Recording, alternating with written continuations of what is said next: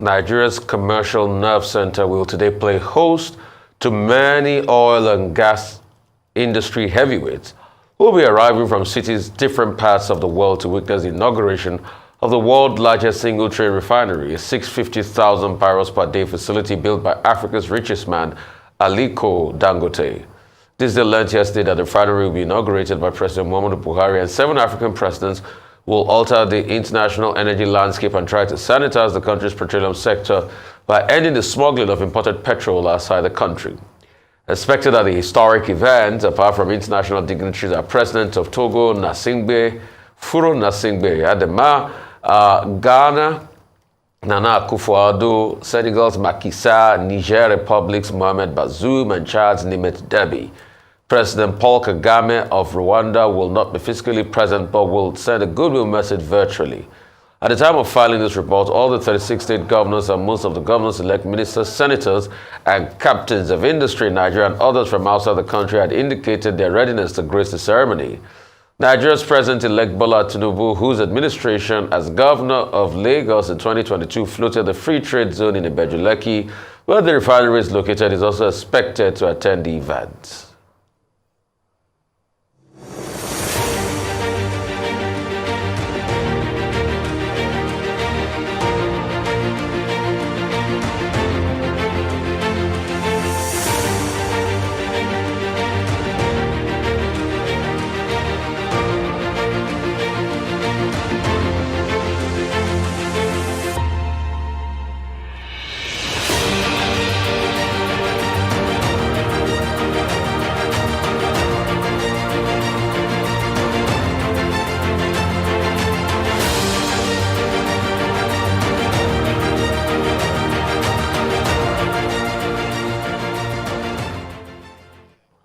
Right, a lot to say about this, Aya. Yes, today is a big day for Alhaji Aliko Dangote, the richest man in Africa for 11 consecutive years, according to Forbes and Bloomberg. It's a big day for Lagos State, the city or the center of excellence that would host the Dangote refinery, and a big day for Nigeria, the nation that would play host to the refinery and also benefit immensely from this commissioning. Today is the commissioning, and as you've mentioned, Rufai, Africa has risen up to stand for the commissioning of this refinery. It hasn't been a smooth journey since Alhaji Dangote conceived the idea of creating the world's largest single-train refinery. But here we are today and looking forward to the opening of this refinery, which has the potential to produce 650,000 barrels, or to refine 650,000 barrels of crude per day. Now, what are the advantages? Let's look critically at what there is for us, and the reason why I started off by saying it's a big day for not just Alhaji Dangote himself, but for Lagos State and for Nigeria.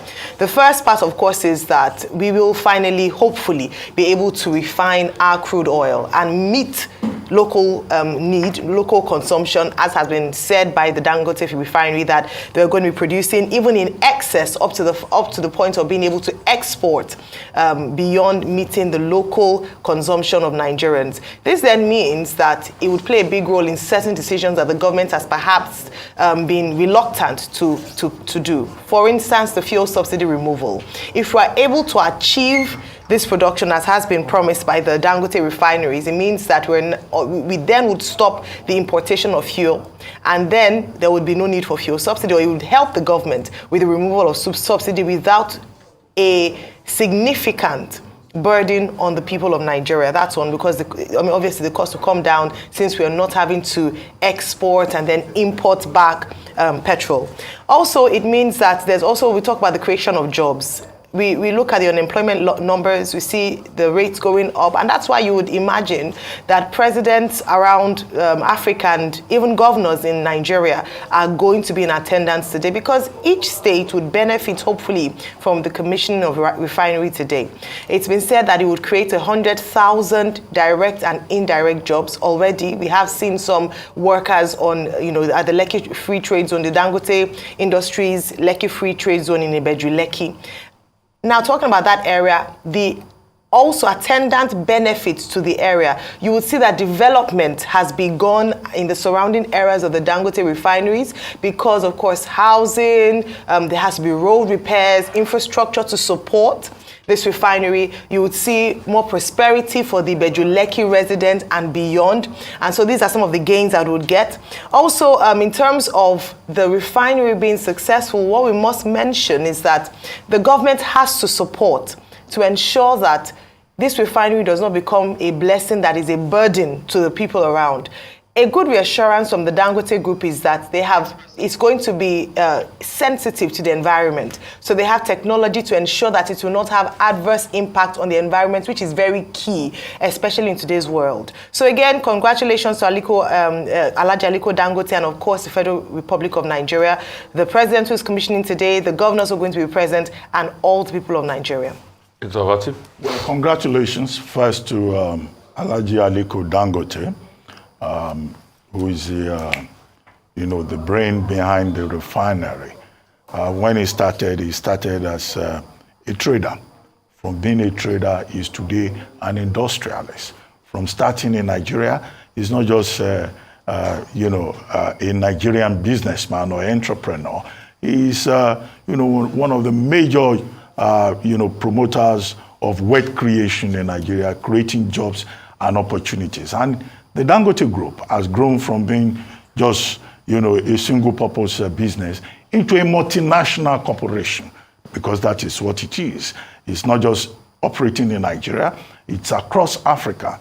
We often talk about our banks creating brands across Africa, but the Dangote Group is also a multinational, investment. And that is why nobody should be surprised that up to about 7 African presidents will be attending, because the Dangote Group, has investments across the whole of Africa. And so this is one man who is one of those diamonds that President Buhari talks about. There are other stakeholders involved in this. Of course, the staff, of Dangote Group, and also Afrexim Bank that provided, financing, and also the NNPC Limited that invested, and quite a lot of other investors, and especially also the Lagos State government. It's not just a big day for Alhaji Dangote or the Dangote Group or Nigeria. It is, in fact, a big day for Africa, because that refinery that will be inaugurated today is the largest single-train refinery in the whole of Africa, and indeed the largest single-train facility of its type in the whole world. It sits on 2,635 hectares in the Bejuleki area, which is 7 times the size of the whole of Victoria Island. It will be producing 650,000 barrels per day.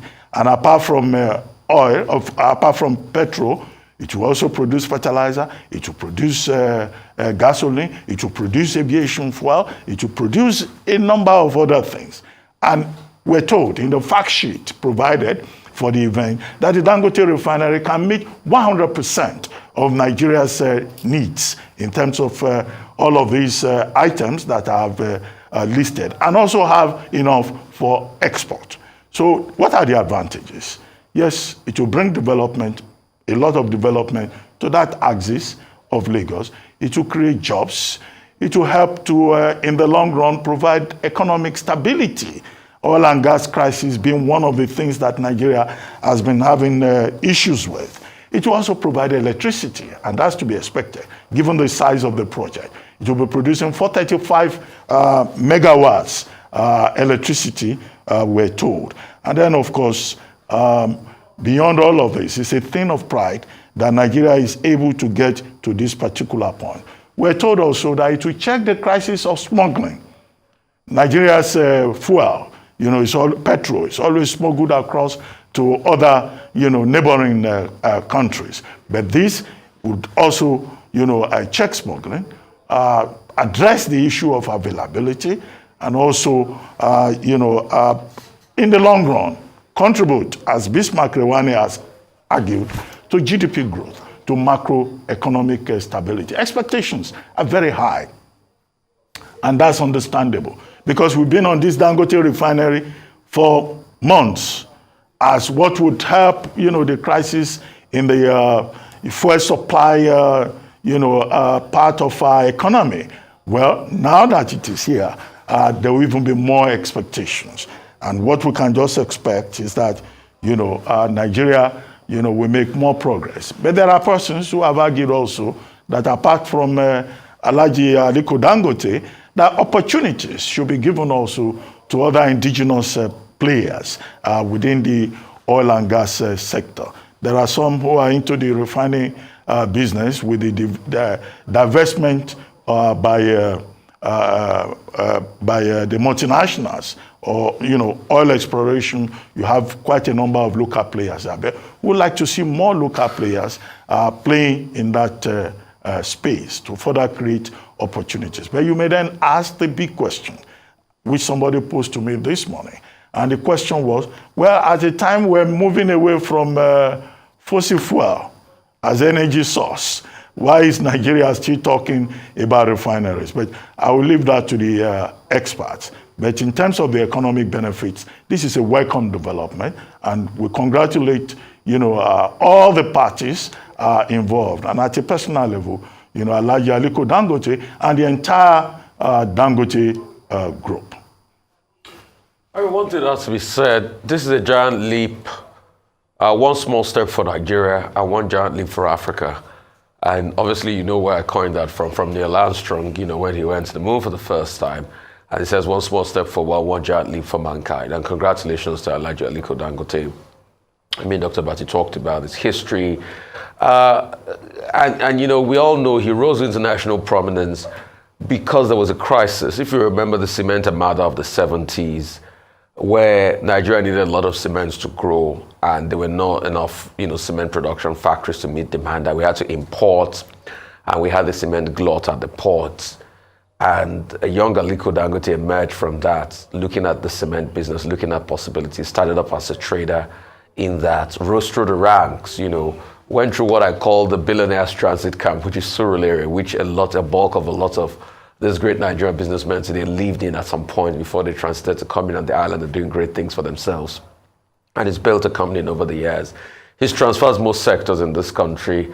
I remember the early 2000s when he bought the sugar manufacturing plant that used to be owned by Tate and Lyle, and from then he's grown on to be the industrialist he is today. But the conversation of a refinery, if my memory serves me right, for Aliko Dangote started when, he tried as much as possible to be able to, I think, take over the Port Harcourt refinery then that was set up by Shell Dicey back in the days and turn it around. But it didn't fall through, but he was passionate and he said, you know what, I'm going to be a stickler for it, I'll go for it, I'll build my own refinery. And it's been a journey up to this point in time. Congratulations to him. We're launching a refinery today, 6,050 BPD per day. In the world generally, people don't build as big as this refineries any longer. And it is something that is going to serve not just Nigeria, but the African continent. A lot of issues have been raised about the possibility of stock, but the NNCPC had promised that they'll give him, I think, half of the stocks. He needs about 300,000 BPD per day in terms of crude supplies, because he needs about 6,000. He can do up to 50,000 BPD per day. And now he's able, to get that mark of 650. The production component definitely will be on a needs-based assessment. Most of the local refineries we have in Nigeria, like OPAC and the likes, that does about 10,000 BPD per day, will normally do, oils, fuel oils, diesel, and things like that. But Aliko Dangote definitely will do part of petrol, based on the, partnership he's got with NNPC, just to be able to show off the market. There's been a target that is going to, save us forex of about 20 billion. But I like to say the taste of the pudding is in the eating. It's only when the numbers come down to brass tacks we can actually see how much it's going to save us. But definitely, if it pumps out enough petrol, refined products, we don't have to go import like the NNPC used to do to import product into the country. So that should save us some add-on forex cost. Also, it's going to create employment. I mean, it's projected about 100,000 jobs, but I say I don't like to even look at the direct jobs. I like to look at the indirect jobs. I mean, the indirect jobs are going to show up the economy with. If, knock on wood, you have 100,000 direct jobs, thereabouts, I think you should be able to have about 500,000 indirect jobs, thereabouts, or more. and other ancillary sectors will grow. But, the downside will be how will traffic be around that area? So the Lagos State government now has to be planning about multimodal transport in that area. I mean, people in the real estate sector, some people have gone to buy land and hedge around that area. It's a very good sell. The Dangote Refinery is on board. I'm sure if you listen to the real estate people, they'll tell you, oh, Dangote Refinery, free trade zone, port is coming and all of that. It's going to be a beehive of activities. About 7 African presidents. Paul Kagame is also going to give a goodwill message. 2 presidents will be on ground. President-elect and incumbent president. I mean, the first of its kind. But it shows how very interesting the occasion is. I mean, Bola Tinubu lays a claim to this also because it was under him, free trade zone idea was birthed in Lagos. It's going to be a big complex and a big facility that's going to open up all of that area. And we're going to see the rich possibility. But I mean, if we can navigate through the problems, I don't directly expect petroleum product to be churned out on the refinery by tomorrow.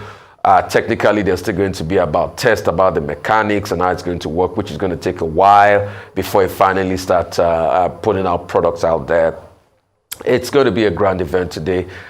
Congratulations to Nigeria, but most importantly, the sticking point will be the availability of stock. We hope and we pray that those that have promised him stock of crude oil are able to give him stock. The NNPC meets their part of the quota that we can develop. But not only Dangote we should look at, we should also look at possibility of supporting the modular refineries in the country.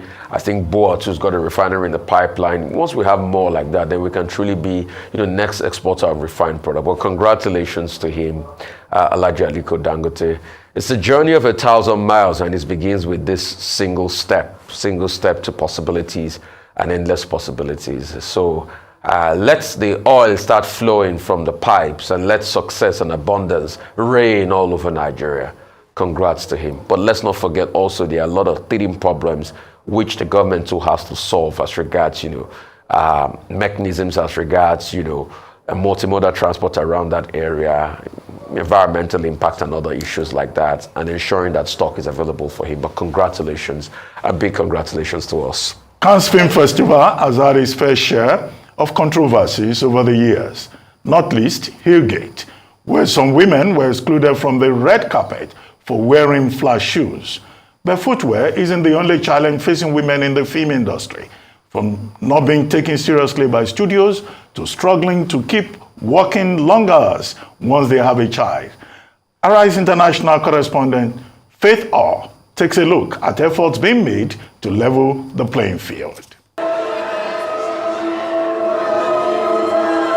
Cannes Film Festival has often come under criticism for not selecting enough films by women for its prestigious competition lineup. Only 2 female filmmakers have ever won the Palme d'Or. This year, there are 6 films by women in the running, out of a total of 19. It's a new high, but still far from equal, much like the industry itself.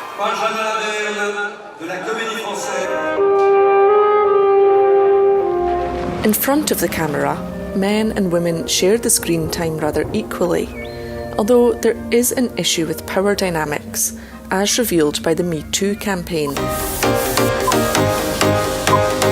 But behind the scenes, only 25% of roles go to women. That's something a new studio is trying to address.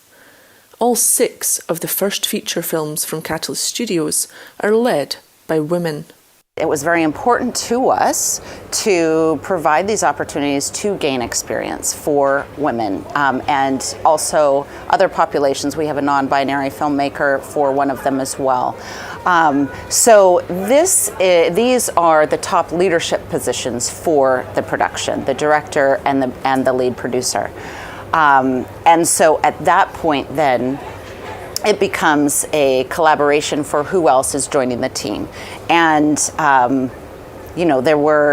was very excited that we had several productions that hired female director of photography and other key positions. But really, we took control of the leadership, the top leadership positions, and then let them have more autonomy in figuring out their team. It's a step in the right direction in an industry which has been dominated by men for decades.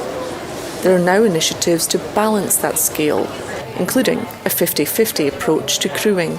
I believe that for so many decades,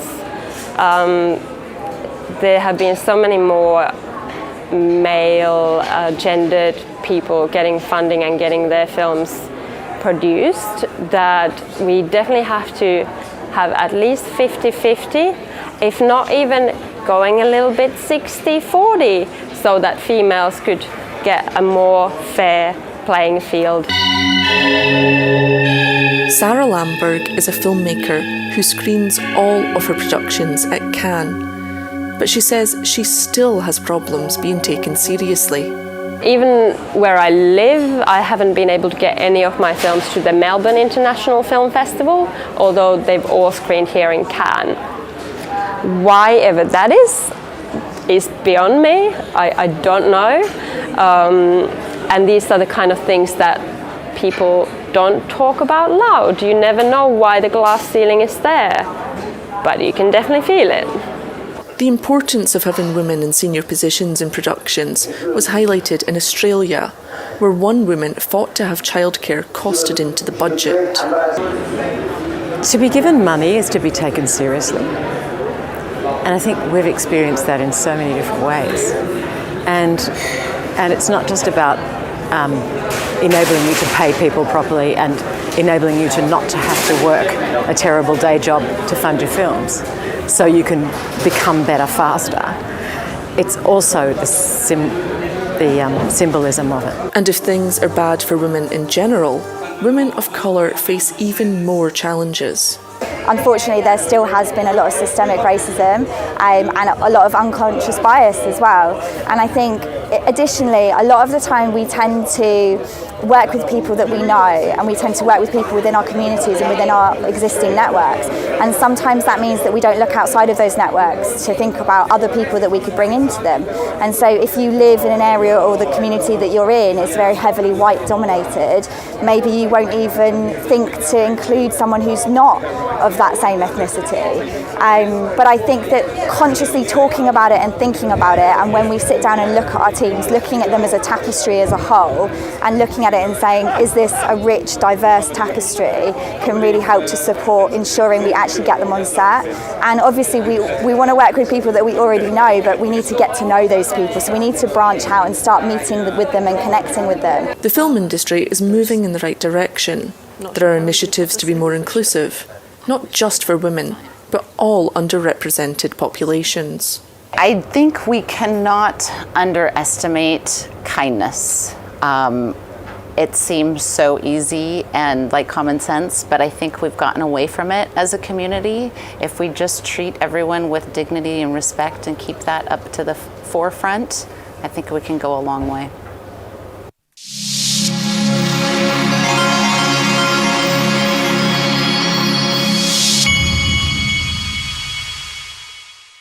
Lovely report there, and you can see the extended version of that report as well as the full interview with Holly Levon on Arise Play. And those are the exclusives of the Arise Play. Please go out there, download the app Arise Play, subscribe today, and be part of great quality content, all right?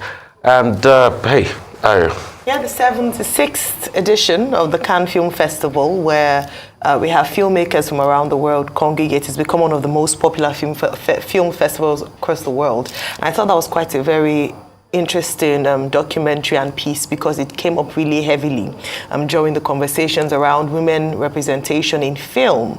And I think it's beyond just Cannes, it's across, and just as the report demonstrated, it's beyond, it cuts across in different woods, whether it be Hollywood, Nollywood, Bollywood.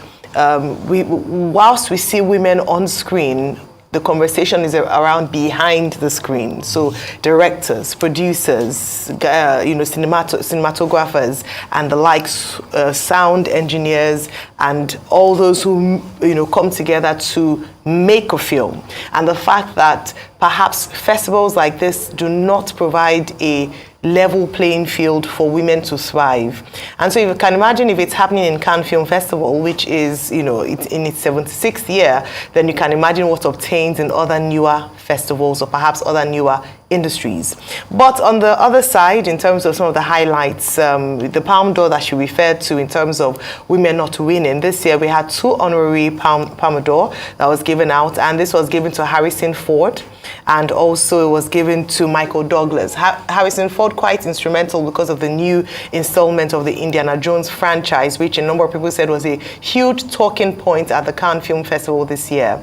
And also just to mention as part of this, that whilst Cannes was going on in France, it was also, we had the AMVCAs in Nigeria, and we must talk about our own industry with some big winners, including women. The honorary award this year, the AMVCAs, went to a woman, Madam Patience Ozoko. So just to see the way it's playing out, it was a toss-up fight for people in the film industry as to which to go for, because AMVCA is very important, very key, as well as Cannes Film Festival, where they have an opportunity to showcase some of their work, you know, from Nigeria to the rest of the world. Okay, women in film, I mean, it's not just film. It's a whole culture of misogyny and discrimination that you'll find across professions, whether it's sports, football in particular. You recall the case of the female soccer players in the United States who had to, you know, complain. Whether it's even in fashion, you know, just about anything, even in politics, you'll find, you know, all kinds of discrimination. But particularly in film, what most people are asking for is parity in terms of compensation, and also, you know, proper representation. Now, if you say women in film, by the time you break it down in color terms, in fact, women of color are even more discriminated against. But what no one can take away is that women have contributed, you know, quite a lot to the development of film, or, you know, the cinematic arts in general. In this particular 76th Cannes Festival, well, there have been quite a number of very bright moments. If you want to look at the fashion, our own Chika Ike, you know, I read a story saying that she turned heads. She was a stunner. She was a showstopper. And she said, oh, she had a standout moment, all decked out in a green attire that promoted, you know, African fashion, you know, and the culture, the African culture.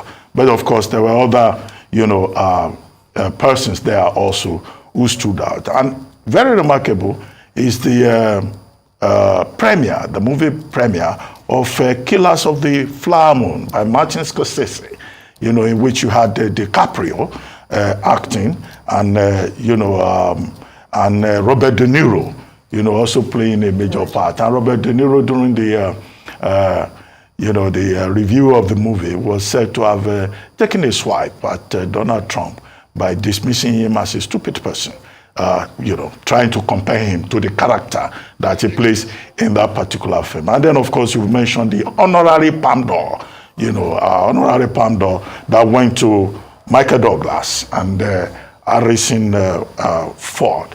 Another incident at this year's, you know, Cannes Film Festival is a protest over pension reforms, you know, by some persons, but they were not allowed because the municipal authorities had said there would be a ban on rallies, political rallies, during the festival. So they just stayed at the outskirts of the city, you know, but still, you know, the opportunity of this event, holding 16th May to 27th May, has been used also to make a political statement.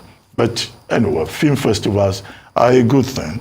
They provide an opportunity for promoting films, for promoting culture, for interaction, for professionalism, and for, you know, new advancements within the field. Well, you mentioned the Africa Magic Viewers event, the AMVCA. Well, that was also a very colorful event. Very colorful. You know, although there's been some controversy about who should be best actress, who should not be the best supporting actress. But, well, the important thing here is that the film culture is also alive and well in Nigeria. And we have our own local superstars here. Many of them have even gone truly international, and they're doing very well. What remains in Nigeria is for government to see culture as a strong tool of development, of diplomacy, and to build it into that mix. But unfortunately, the people, most of the people we appoint as cultural administrators don't even understand what culture is all about.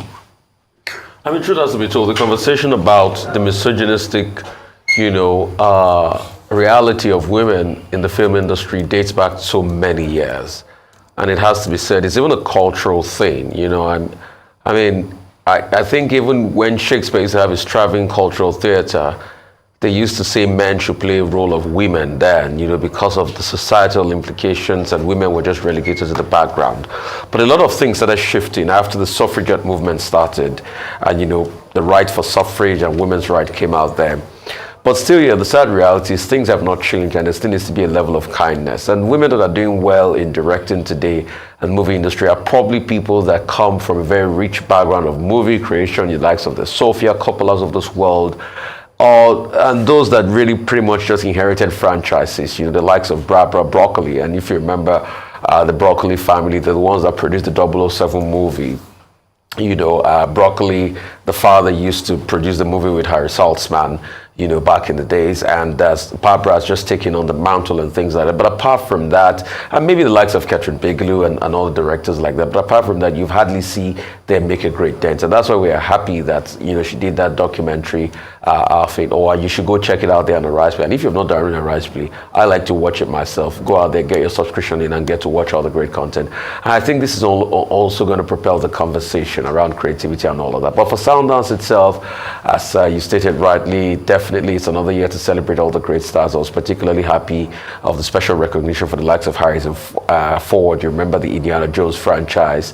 And, big directors coming to the fray again, the likes of Scorsese. I mean, Scorsese is always a masterpiece, especially when he has his debut, at the Cannes Festival.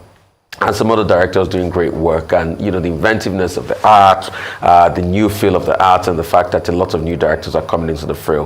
But I think as also the conversation as regards color, yes, to some extent you're having some inclusion now these days, and that has also been propelled by those that have the big budgets. As of today, in terms of film production, the biggest studios are the likes of Netflix, that is earning at about $16.7 billion into movies this year, and it will only bring about that inclusion and more stories to be told and all of that. So that's why you're increasingly having independent producers sweeping the day. In fact, take for instance, for the very first time in our AMVCAs, a Netflix movie, Adekolakpo had like 16 nominations, did very well, won a lot of as the biggest winner on the night. And although people are still talking about why did Shantytown win, I felt Shantytown actually should have won something, because I was seeing Shantytown yesterday again with family, and it was a very stellar movie and all of that. But the industry is growing.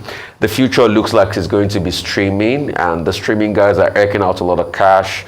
God only knows how much Amazon Prime is eking out in Nigeria. They did a good work with gangs at Lagos and all of that. So let's see how that pans out in communities. But please go out there, go see that documentary on the Rise Play. Download the app just on your phone, your iOS, your iOS and your Play Store. Download the Rise Play, subscribe, and it promises to be great, and watch all the wonderful content that we do.